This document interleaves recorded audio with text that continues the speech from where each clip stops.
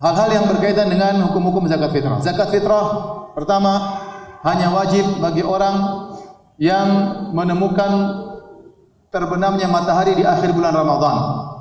Menemukan terbenamnya matahari di akhir bulan Ramadan. Kalau ada seorang masuk Islam menjelang maghrib di akhir bulan Ramadan, maka dia kena wajib zakat fitrah. Kalau dia mau bayar, maka dia harus bayar. Tapi kalau dia masuk Islam setelah azan maghrib, malam takbiran, tidak wajib. Paham? Tidak wajib. Ada orang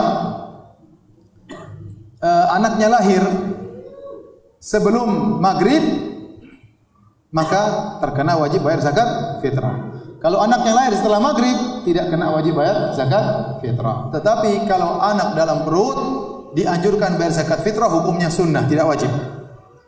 Tapi kalau dia lahir sebelum maghrib, jadi hukumnya apa? Wajib. Dia lahir setelah maghrib, malam takbiran, tidak wajib. Paham? Jadi dia berkaitan dengan orang yang menemukan malam atau terbenam matahari. Ada orang meninggal sebelum takbiran, sebelum azan maghrib, kena wajib zakat fitrah enggak? Enggak, karena dia meninggal sebelum maghrib di hari terakhir. Tapi kalau dia meninggal salat isya di malam takbiran, dia sudah kena zakat fitrah. Maka orang walinya yang membayarkan zakat fitrahnya. Paham ini? Baik. Ini yang pertama.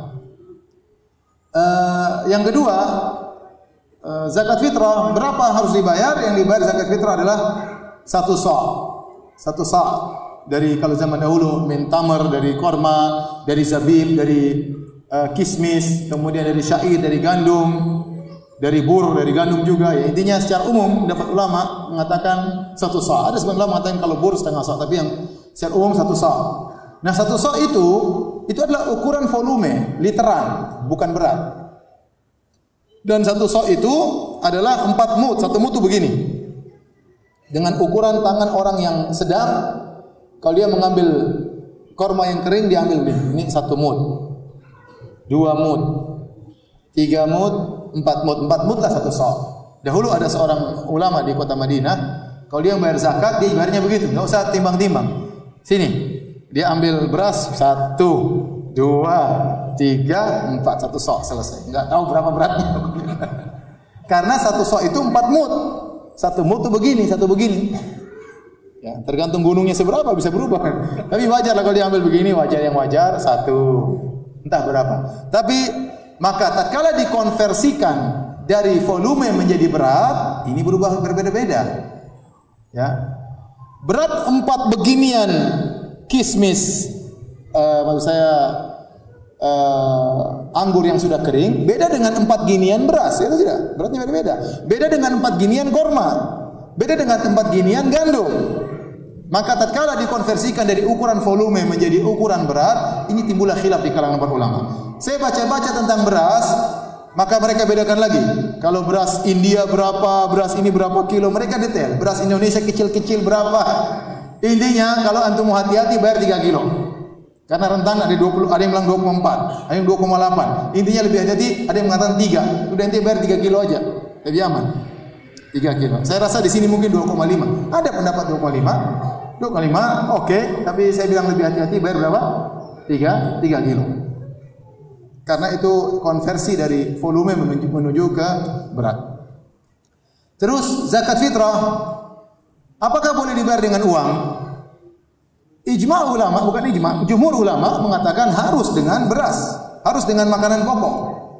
Kalau tidak dengan makanan pokok maka tidak sah. Pendapat Hanafiyah mengatakan boleh dengan duit. Pendapat tengah adalah pendapat Syekhul Islam Ibnu Taimiyah rahimahullah taala, boleh dengan duit kalau dalam kondisi hajat, sangat-sangat keperluan. Contoh, kita mau bayar beras, bayar zakat sampai semuanya punya beras. Dia enggak butuh beras, dia butuh misalnya Allah alam bisawab ya. Ini semua orang punya beras ya. Dia butuh lauk misalnya ya. Tidak butuh beras lagi ya. Allah alam bisawab, tapi lebih hati-hati, saya katakan lebih hati-hati adalah dengan beras, karena pendapat 3 madhab bahkan mereka mengatakan tidak sah kecuali dengan apa? Beras. Kecuali dengan beras.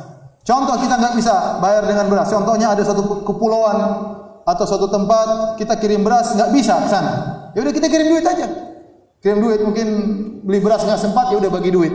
Kalau memang dalam kondisi tertentu. Tapi hukum asal kita berusaha bayar apa? Beras. Nah, kalau ada orang, kita petugas amil zakat, ada yang bayarkan uang, kita bilang, ini uang saya mau belikan beras ya. Jadi kita tetap bagi apa? Beras.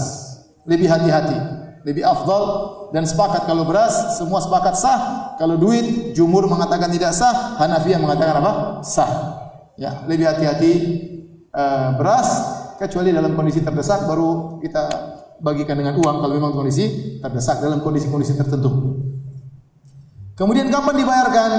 Dibayarkan boleh sehari atau 2 hari atau 3 hari sebelum lebaran, boleh. Jadi kita boleh keluarkan zakat karena sekarang distribusi enggak mudah. Kita boleh distribusi zakat misalnya hari ke-29 boleh, hari ke-28 boleh, hari ke-27 boleh.